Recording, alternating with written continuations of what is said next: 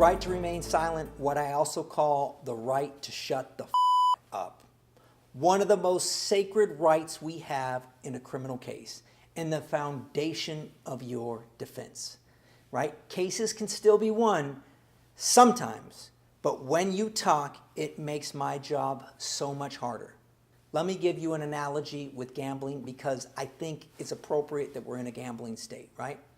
Imagine a situation, right? Show me your hand, right? What? No, show me your hand. Hell no. You show me yours first, cop and prosecutor, then I'll show you mine. Never, ever, ever. I don't care if you are a million times innocent. Never talk. Invoke your right to remain silent. I want to go back to that gambling analogy, right? Imagine we're playing blackjack and you never had to show your cards.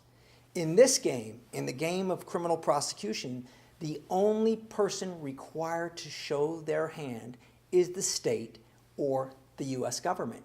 And if you invoke your right to remain silent, they don't even know what cards you have. They don't know what you're going to say or what you can say. Can you imagine how flustered they would be not knowing what was hidden in your cards? They would have a hard time playing. Should he take another? He might bust. But his hand might be not good enough or it might beat ours. That's where you want them, up on the ropes, guessing, not knowing what we're going to say at the time of trial. Like I said, the right to remain silent is the foundation of a criminal case. Never, ever, ever, ever show your hand, right? I use that gambling analogy for two reasons. One, because we're here in Las Vegas, and two, because it's a great analogy. Now, I know the psychology law enforcement uses on a defendant has most people showing their cards, spilling their guts, even confessing to crimes that they never committed, or trying to talk their way out of it, telling them everything they know.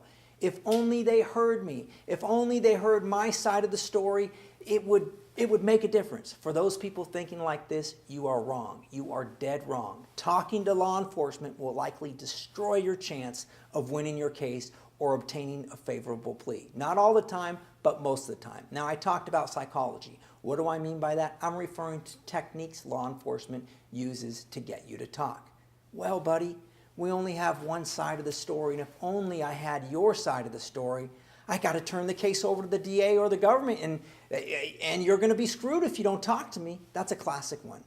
I don't believe you're a monster or a bad person. Let me just help you. Tell me what I need to hear so I can help you. There are countless techniques. If you want, you can even watch Netflix special, The Confessions. There are innocent people confessing to crimes they never committed all the time.